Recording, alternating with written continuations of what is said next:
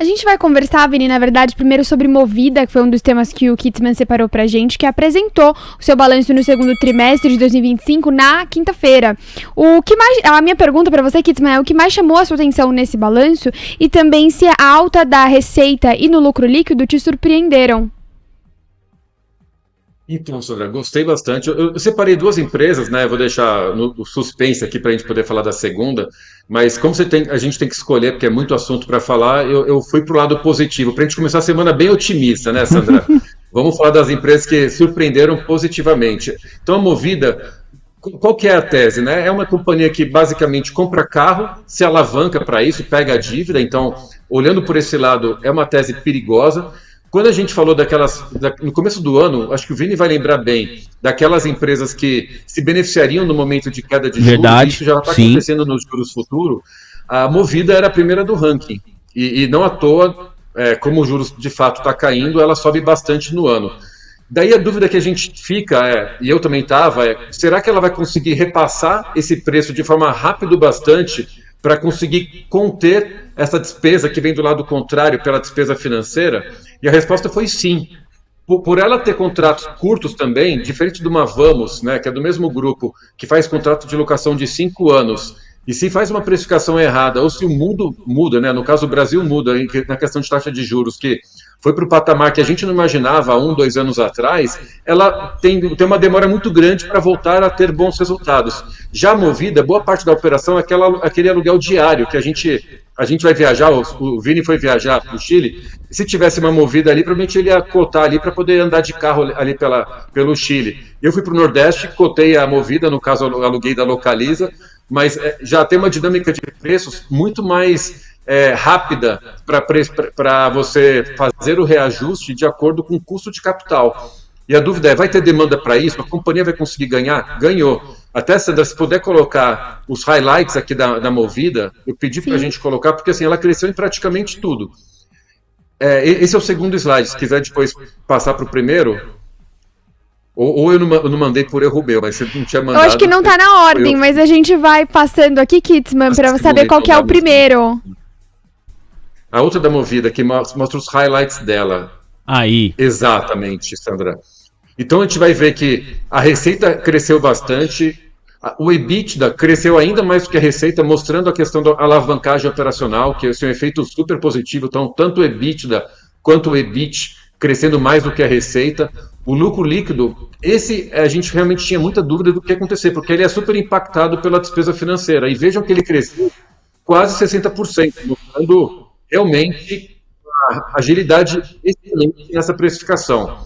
O ROIC, que é o retorno sobre o capital investido, já beirando ali o custo de capital, que é a Selic de 15%. Então, aí a gente está olhando os últimos 12 meses. Então, é provável que o ROIC esteja crescendo. Talvez o ROIC que a gente já esteja rodando atualmente já esteja muito próximo dos 15%, mostrando que é uma companhia que, mesmo nesse momento de juros altíssimos, que a maioria das empresas não conseguem gerar valor, ela vem conseguindo. Então, já está com o ROIC muito próximo do custo de capital.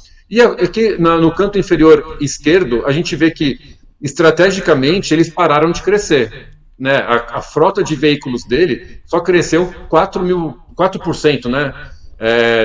Nesse período. Então, é um crescimento, vamos falar, praticamente flat, mostrando que eles estão preocupados com o momento atual. Agora é assim, vamos colocar um freio aqui no nosso crescimento, vamos ver o que de fato vai acontecer, se a Selic vai cair, se a gente vai conseguir ter uma boa precificação dos nossos ativos para depois, eventualmente, crescer a frota e voltar a falar em crescimento. Então, nesse momento, o crescimento de receita foi via aumento de preço mesmo, e o que está trazendo ótimos resultados para as outras linhas, inclusive lucro líquido. Então, baita resultado. E daí sim, se quiser ir para o próximo slide, aquele primeiro que você colocou, Sandra, por favor, mostrando para o público que isso fez com que, mesmo nesse patamar de juros aceleradíssimo que a gente está, ela está conseguindo manter a alavancagem estável, de menos de 3 vezes, e quando você anualiza o último trimestre na questão do EBITDA, já 2,7 vezes, é que eu não enxergo muito bem aqui computador, mas acho que era isso, 2,7 vezes a alavancagem quando você multiplica por 4 o último EBITDA, o que é um patamar bem interessante, mostrando que a empresa vem fazendo de fato um bom trabalho e não à toa é das empresas que mais sobem no ano, Vini. Você viu bem aí, tá, Vitor? 2,7 mesmo, 2,7 vezes o EBITDA em relação, né, relação dívida EBITDA da companhia. Ô Kitzmann, antes da gente ir para o próximo tema, só destacar, queria que você falasse um pouquinho mais sobre o trabalho do novo CEO da Movida, que não é tão novo assim, mas quando ele chegou ao cargo, houve uma certa expectativa a respeito do trabalho dele, porque outros trabalhos anteriores falavam por si. É claro que uma andorinha só não faz verão, não é só o cara, não é um super-herói também. Mas, vamos lá, me parece que ele tem feito um trabalho que começa a se refletir em números. Ele e a equipe dele, hein, Kitzmann? Moscatelli, né? Ele veio da Vamos, mas todo mundo vai lembrar que a Vamos sempre foi a cereja do bolo do Grupo Simpar. Então, isso depois que ele saiu, eu também acho que não foi culpa da saída dele, tá? Foi uma conjuntura econômica, igual eu comentei, a Vamos tem um perfil diferente, repasses mais lentos. Mas ele veio com uma cabeça bem financeira, ele era, se não me engano, o CFO da Vamos, e veio para assumir o cargo de CEO da Movida e vem fazendo um trabalho simplesmente espetacular. Tiveram alguns supostos erros da companhia pós-pandemia, principalmente na aquisição de veículos mais caros, que não é muito core business, mas tentaram aproveitar uma oportunidade de preço.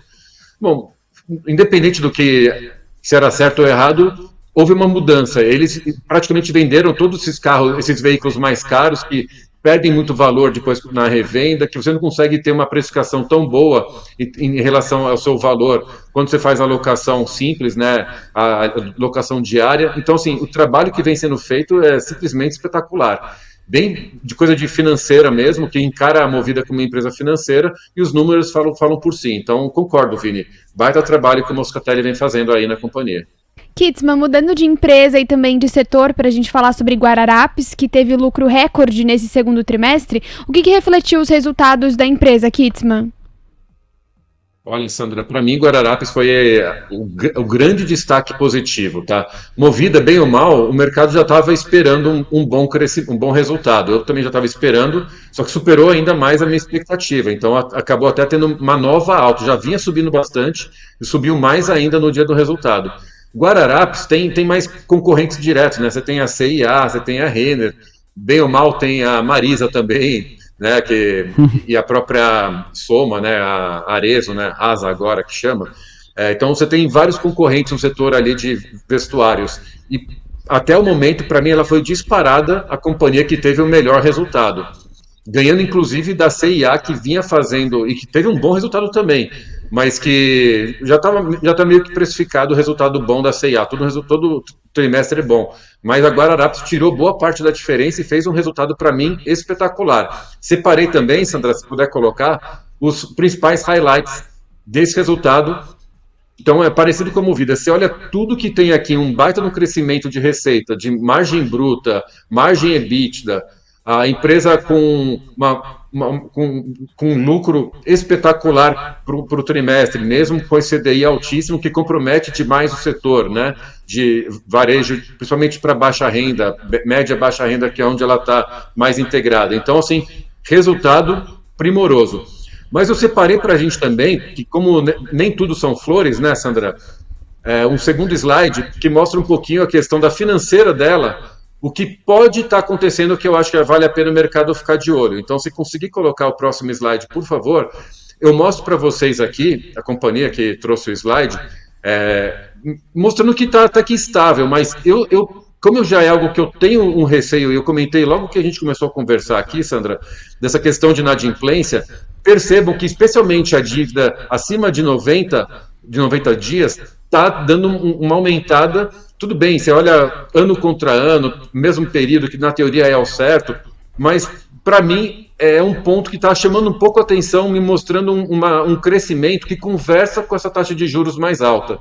Então, eu acho que é um ponto, ainda não é preocupante. De novo, quando você olha ano contra ano, está ok, está mais ou menos estável, mas especialmente a dívida acima de 90, que mostra, principalmente a safra um pouco mais antiga, está ficando um pouco mais preocupante para mim. Então, eu acho que vale a pena seguir ficando de olho nessas companhias que precisam desse crédito, dessa financeira. Então, não é só banco, mas as varejistas, principalmente, têm na financeira uma parte importante do seu resultado. E eu tenho a impressão que pode estar começando a se complicar, de ficar um desenho, o que faz sentido com a taxa de juros que a gente tem. Então, esse é o ponto de atenção, Sandra. Essa questão, o Kittmann, até agora, né, porque voltei do Chile e tal, lá eles têm uma rede famosa também de varejo de moda, que é a Falabella. Não sei se você já ouviu falar, mas tem Falabella para tudo que é lado lá no Chile. E aí, quando você chega bem no aeroporto de Santiago, tem lá, Banco Falabella. Aí eu falei, deixa eu entender essa história aqui. Quer dizer, as varejistas de lá são quase que um banco também. Né, tem essa questão de ofertar crédito muito forte.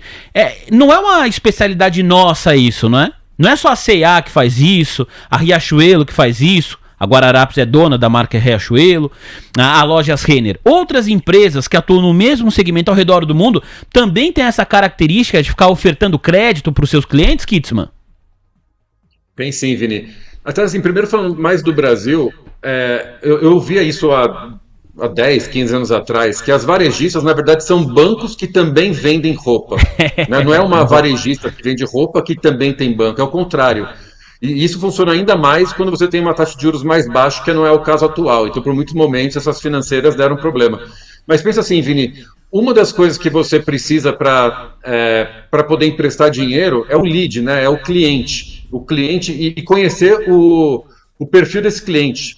Conhecer, saber se ele é um perfil que paga as dívidas dele, quanto que ele consome, qual frequência, né, a adimplência dele, e a varejista tem essas informações, né? Então você vai comprar na Riachuelo, Vini, vai fazer a sua compra ali, de repente você pegou aquele cartão deles para fazer, não de crédito, mas o cartão da Riachuelo mesmo, e eles vão vendo que você está trabalhando direitinho, vão ver que todo mês você está comprando um monte de roupa para você e para sua família. Falou, esse Vini aí tem bala na agulha, certamente faz viagem internacional o tempo inteiro, então o pessoal vai conhecendo o seu perfil de consumo e com isso tem um bom expertise para oferecer crédito.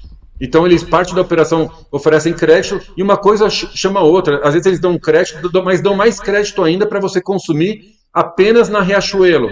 E isso não é uma coisa só do Brasil. Então você comentou super bem, Falabella fazendo no Chile, mas no mundo inteiro isso acontece, tá? É que no Brasil, o sistema financeiro aqui é ainda mais forte do que na maioria do mundo. A gente não costuma gostar das coisas que acontecem no Brasil, mas o sistema bancário e financeiro do Brasil, até pelos problemas que a gente já teve no passado, é muito desenvolvido. Então, várias empresas trabalham muito bem nessa questão financeira e bancária. Então, a gente dá aula até para o primeiro mundo, mas é uma questão global sim, Vini. Ah, sem dúvida, já vista o Pix, né? E como tem muito brasileiro indo pro Chile, essa é uma outra curiosidade. Várias lojas, inclusive algumas varejistas, a hora que você chega no caixa, tem um selinho assim, aceitamos Pix. Então se você quiser pagar com Pix, lá no Chile, você consegue pagar sem muitas dores de cabeça. Legal, boa, Kittmann. Olha, você falou de Guararapes e você falou de Movida. A nossa audiência, acompanhando aqui os seus racionais, perguntou para você sobre Localiza, Rente 3 e Grendene também. Então vou começar primeiro com Localiza, pela ordem que você trouxe os temas. Há pouco você estava falando para a gente a respeito de Movida. Localiza é uma boa? Tá melhor do que Movida? Ou até por ser uma empresa já mais desenvolvida e também muito maior, o crescimento de Localiza, de Rente 3, não dá para se comparar com Movida, que é uma empresa menor e que está num outro estágio, Kittmann? Então, Vini, sabe que essa é uma discussão antiga de mercado, qual que é a melhor, né? Eu diria que praticamente onde pouca gente discorda é que a Movida é a mais barata, e daí você pode trabalhar com indicadores mais objetivos para dizer isso. Então, assim, para mim, se quiser pegar EV/EBITDA, preço-lucro, qualquer coisa, qualquer indicador mais conhecido, você vai ver que, de forma objetiva, a Movida é mais barata. É que o mais barato é relativo, pode falar, mas é mais barato, mas tem mais risco, então o custo-retorno não é tão bom assim. Daí é uma discussão que daí já vai mais para o subjetivo. Então, eu, via de regra, já começo preferindo comprar as empresas mais baratas. Mas daí você olha os indicadores financeiros, o crescimento de cada uma delas, a própria operação, me parece que a Movida vem numa crescente muito melhor do que a Localiza. E eu tenho uma visão meio que pessoal. acompanha comigo, Vini, vê se faz sentido.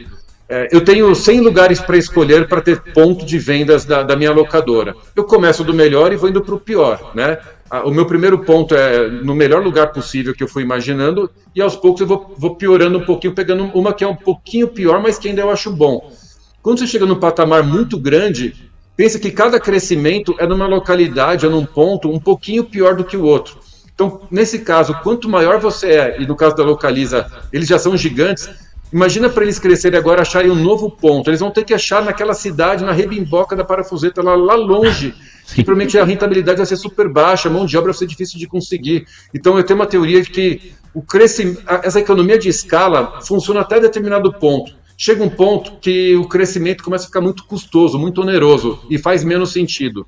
Então, para mim, nem sempre o maior o grande player vai ser o mais eficiente. E nesse caso, nesse setor, para mim a Movida está com um tamanho mais próximo ao que eu considero ideal. Então é uma visão bem pessoal, eu prefiro a Movida, mas a Localiza sempre teve um ótimo histórico de entrega, vai muito do gosto do freguês, a liquidez de cada companhia. Eu gosto muito mais da Movida, Vini. Posso já embalar na Grendene? Por favor, você, Kittmann. Boa. Grendene soltou o resultado semana passada, foi um resultado muito forte, mas um resultado mais confuso. Eu ainda preciso olhar com mais detalhe, que tiveram vários aspectos não recorrentes, tá? Por algum motivo, né, o mercado já gostou, então subiu no dia seguinte, subiu. Como é um papel que oscila pouco de preço, subiu acho que 5% e é muito para ela, né? Tem papel que quando tem uma alta, que nem hoje M. Dias Branco, como teve a Guararapes, a Localiza, ou sobe 10, 20% ou cai 10, 20%. A Grendene é tão estável que quando sobe 5% é algo para falar, realmente o mercado gostou do resultado. Outra coisa que tem de bacana para o momento atual da Grendene é que eles têm um caixa gigantesco. Então, nesse momento de despesa financeira aumentando, para ela é o contrário, é a receita financeira aumentando. Então, quando a gente está no momento de maior risco, cash is king, que a gente fala, e o que não falta para ela é caixa, que deve boa parte virar dividendos. Então é uma tese mais conservadora, eu gosto, cresce menos, né, os produtos dela crescem menos, mas esse trimestre em especial eu até achei que cresceu mais do que eu esperava, eu gostei. Mas ainda preciso olhar com mais detalhe esse material que eles soltaram, porque tem muita coisa não recorrente que acabou distorcendo alguns indicadores.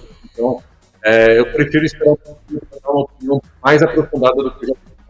Obrigado, muito obrigado, meu parceiro Vitor Kittmann, respondendo o nosso público sobre Grendene e também falou a respeito de Localiza Rente 3. Olha, o ministro da Fazenda, Fernando Haddad, hoje na sua agenda oficial não tinha nenhum compromisso público. Não tinha ali nada na sua agenda, nós monitoramos todos os dias nas divisões aqui da nossa equipe, esse é um trabalho que fica com você, né, Sandra? Isso mesmo, Vini, hoje mais cedo na agenda do ministro não havia nenhuma entrevista marcada, nenhum evento marcado, mas agora o ministro da Fazenda, Fernando Haddad, fala à Globo News. A gente monitora, acompanhando, claro, as declarações do ministro, mas a gente não transmite aqui no nosso almoço de negócios, Vini. Por uma questão de direito, né? Uma empresa privada que está conversando com o ministro. O que me chama a atenção é que não tem ali na Globo News, a gente tem aqui, eu olho pra cima porque temos retornos aqui no estúdio de várias emissoras, televisão aqui pra todos os lados no estúdio da TC News, não tem o logo do ao vivo. Então eu não sei se o ministro gravou mais cedo a entrevista, se essa entrevista está sendo vinculada agora, ou se de fato ela acontece ao vivo. Mas é de praxe. A gente tem o ao vivo bem aqui, ó, tá vendo? Aqui, ó. Quando estamos ao vivo, então o ao vivo aparece aqui. Né? Quando você grava uma entrevista e ela é transmitida de maneira inédita, é de praxe você tirar o ao vivo. Porque assim, ó, é inédito, é um conteúdo que ninguém mais tem e tá indo ao ar pela primeira vez. Mas não é ao vivo. E no caso da Globo News, tá escrito lá, exclusivo, mas não tá escrito ao vivo. Então, como o ministro hoje não tinha nenhum compromisso na sua agenda, eu não consigo garantir que o ministro tá lá no estúdio da Globo News em Brasília para fazer a entrevista. Pode ser que seja ao vivo também, só esqueceram de avisar. Tá bom? Mas de qualquer maneira é inédito o que o Haddad está falando. Pela primeira vez ele está conversando com a Globo News sobre os assuntos que estão sendo tratados. Ele já falou com a Globo News várias vezes. O tema agora é sobre a reunião com o secretário do Tesouro dos Estados Unidos que foi cancelada. Sobre isso que o ministro da Fazenda, Fernando Haddad, fala nesse instante. A Globo News, a entrevista começou agora, não tem nem 5 minutos. Tá bom? Estamos de olho. Daqui a pouco os principais highlights para você aqui na TC News e também na nossa agência de notícias, a Mover, em tc.com.br ou no aplicativo do TC na palma da sua mão. Sandra, pra gente se despedir do nosso excelente Vitor Kitzmann, ele preparou uma tabelinha importante para guiar os nossos olhares para essa semana, não é isso? Importante mesmo, o Vitor Kitzmann sempre aí com as tabelinhas no jeito, e dessa vez pra gente falar sobre temporada de balanços, empresas que reportam os seus resultados nessa semana, começando, Kitzmann, pela segunda-feira, então o dia de hoje, Dexus e Vamos, que você separou pra gente, Kitzmann. Bem, então, falando aqui, se quiserem, já dou um apanhado geral, eu vou seguindo aqui. Com você, Kitzmann. Fator tempo, para não atrapalhar vocês aí também. Então, hoje, né, segunda-feira, teremos a Dexus, é uma companhia que faz um tipo de resina, o principal produto dela, que se usa muito no mercado de madeira. Então, eu acho que está muito barata, né, quando você olha pelos indicadores, a Dexus, está com uma estrutura de capital excelente, paga bons dividendos, porém, eu acho que por que eu trouxe essa empresa para a gente olhar, para a gente ficar de olho? Porque, de fato, o setor dela, que é exportador de madeira, não foi contemplado, ou melhor, foi contemplado naquele imposto extra que os Estados Unidos colocou. Então, os compradores deles, né, que é o setor de madeira, que compra os produtos para fazer móveis, né, setor mais moveleiro, e que tem uma relevância grande as exportações para os Estados Unidos, eu acho que pode começar a complicar um pouco a operação para eles, né? Então a gente vai entender, e não imagino que tenha tido algum reflexo no segundo trimestre, mas imagino que no texto eles já possam colocar alguma coisa, e mais importante ainda, no call de resultados, que certamente vai ser um dos temas que vão guiar o investidor. Então vale a pena ficar de olho para a gente ver uma das potenciais consequências desse acordo ou esse desacordo com os Estados Unidos que a gente está tendo. Então, ficar de olho. E a Vamos, que a gente até já comentou um pouquinho, né?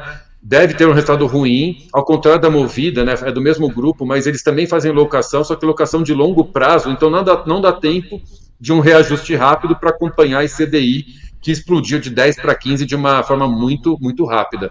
Então, esperamos um resultado ruim, né? Imagino que boa parte esteja precificado, então talvez um ruim, não tão ruim, faça o papel subir, mas é algo para a gente ir acompanhando e sentindo essa evolução de como eles vão conseguir precificar ou reprecificar os produtos deles daqui para frente.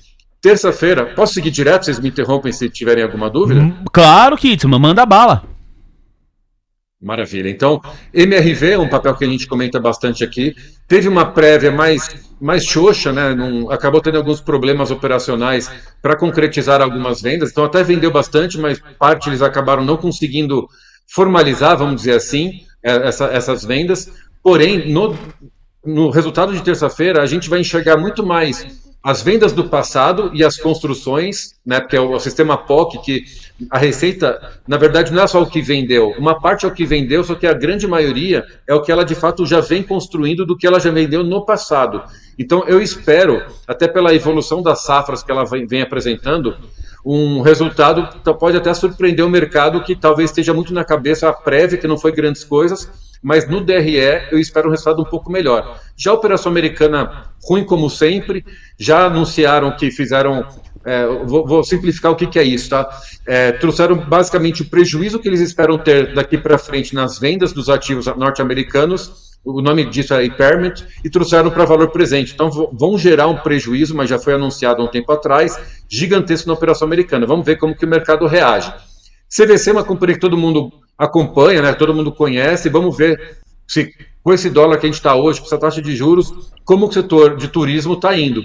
O Vini está ajudando, o Vini está viajando bastante aí para o exterior, para o Brasil, então não tem, aparentemente, setor de turismo tá bom, mas brincadeiras à parte, o Vini deve ter visto aeroporto lotado, hotel lotado, então tudo lotado. Não só no Chile, mas no Brasil. Então, a minha impressão é que o setor de turismo segue num momento muito bom. E a CVC, o operacional dela vem evoluindo já desde que entrou os novos, antigos donos, que eles voltaram para a operação, né? A família do Paulini. Então, quero acompanhar e eu estou com uma perspectiva positiva para esse balanço. Quarta-feira, Moura do B, a gente já falou um monte de vezes, a prévia foi excelente, o resultado deve ser muito bom também, mas lembrando que o papel subiu também perto de 100% no ano, então boa parte disso também já está na expectativa do mercado. Vamos ver como que o mercado reage a esse resultado que quase que certamente será um ótimo resultado com praticamente todas as linhas crescendo. Depois a gente comenta isso na semana que vem. E Casas Bahia, sofrendo muito com a dívida dela, mas ela acabou de fazer uma conversão de dívida em ação, mas isso não vai se refletir agora no segundo trimestre. Espero um segundo trimestre fraco, principalmente pela despesa financeira, mas mais do que isso, espero que elas falem bastante dessa mudança da companhia, que agora fica com menos dívida, só que o antigo acionista vai ser bem diluído, mas bem diluído mesmo, assim, tipo 80% de diluição. Eita. Vamos ver o que esperar da companhia daqui para frente. É uma notícia que parece boa, que cai dívida, só que não é tão boa assim, porque você é muito diluído, né?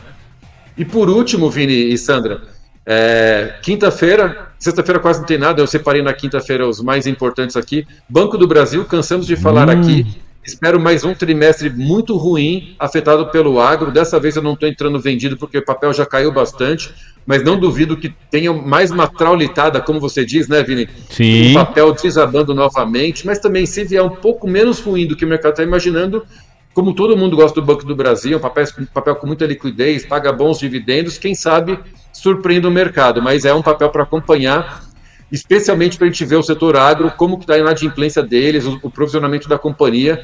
Minha impressão é que ainda vai ser muito ruim, não quer dizer que vai cair nem que vai subir, mas minha visão é que vai ser um resultado bem ruim mesmo. E Vulcabras, por último, empresa com boa estrutura de capital, caixa bacana, vem apresentando produtos que vem se destacando no mercado, né? A linha Corre da Olímpicos, então vem fazendo muito sucesso. Você vai nas lojas, falta produto, coisa que nem acontecia antes, então está vendendo bastante. Espero que ela mantenha um bom patamar de resultados. Então esses são os destaques da semana, Vini e Sandra.